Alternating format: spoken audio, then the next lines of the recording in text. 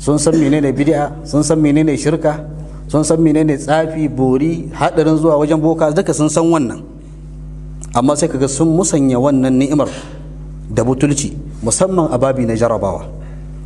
Musamman idan aka jarabci mutum da wani abu, aka ce za a kori mutane daga aiki, za a rage mutane daga ma'aikata. Saga mutum musulmi ne ya fahimci sunna, amma kuma sai kaga yana ganin ai sunna na za a dan aje ta gefe, a dan je a dan hada da yan bokaye da sauransu a gani in za su iya kafe ka kar a kore ka aiki. Ba samu masu yin wannan. Idan aka samu wata matsala ta zo a cikin harkar kasuwanci, zaga mutum shikenan ya kasa tsaya ya dogara ga Allah, to zai fara hadawa da wasu abubuwa na tsubbace ya fara bin malaman tsubbo da bokaye da sauransu. Haka idan aka samu jarrabawa ta zo a siyasa, aka samu mutum ya shiga cikin harkokin siyasa, to za a zo a ce masa siyasan nan fa ba ta yi a zauna a haka, dole fa ba ta yiwa ne ka zamo kai kana siyasa ko harkar shugabanci haka kawai, dole sai an hada da wasu abubuwa, an daddaure wannan harkar, an hada da harkar aljannu da bokaye da sauransu da malaman tsubba, sai an kama, dole sai an kama maka, tunda ba za ka zauna haka ba. To sai ka ga mutum ya fahimci hadarin zuwa wajen boka, amma saboda wata bukatarsa ta duniya da yake da ita, to sai ka ga ya je zai ce to bari ya je ya yi wannan abun, daga baya zai dawo ya tuba. Wannan ba karamin hadari bane ba. Da wannan nake so in kawo kissar wani wanda mun san shi, abokinmu ne, kuma in ce malaminmu ne, tunda lokacin da muna karatu idan wata matsala ta kulle mana wajensa muke komawa, shi yake warware mana ita. Allah ya bashi fa'inta musamman a babin fiqhu, yana da matukar fa'inta abin nan, yana da ilimi kuma ya fahimci sunna. To sai Allah ya jarabce shi da wani abu na tabin hankali haka, amma tabin hankalin zuwa masa yake yi, sannan kuma wani lokacin kuma sai ya gushe masa, mana sai ya faɗi haka, ya faɗi ya ta karkarwa kamar farfaɗiya haka da sauransu, sai daga baya ya farfaɗo yana tambayar me ya faru. To sai an yi masa bayani a ce ai ga abin da ya faru, to sai ya dukufa wajen neman magani. An yi, aka yi harkokin, aka yi ruƙuyar, aka yi menene, amma da yake babi ne na jarrabawa ba a samu nasara ba. Aka yi ta ruƙuyoyin, aka yi ta menene, duk wani abu ne na ilaji na shari'a aka yi ta yi dai ba a samu nasara ba.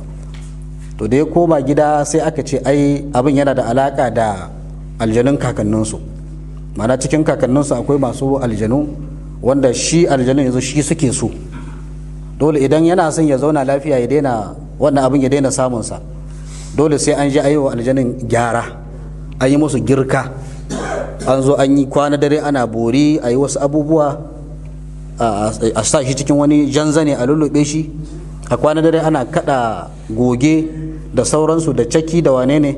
Idan sahiya ya waye da asuba, to sai a bude wannan janzanan da aka rufe shi, to shikenan zai samu lafiya, zai warke, aljanun za su rabu da shi.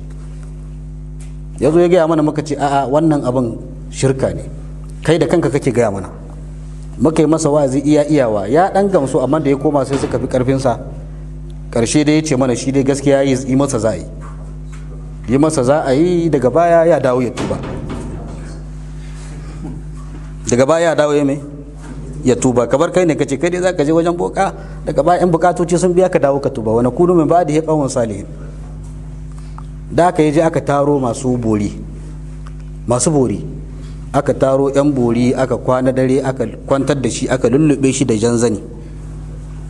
Daman kafin a fara borin sai da aka yanka bunsuru, aka samu bunsuru, aka sa sanda, ba yanka shi ba aka yi, aka sa wani babban sanda aka rafka masa aka, ya mutu bunsurun, an ba wa aljanun.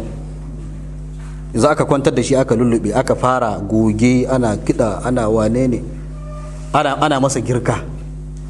Asuba tana yi, yanzu an gama, aljanu sun gyaru, sun yarda, sun sallama, za su shafa masa lafiya. Ana buɗe janzanin, ashe ya mutu.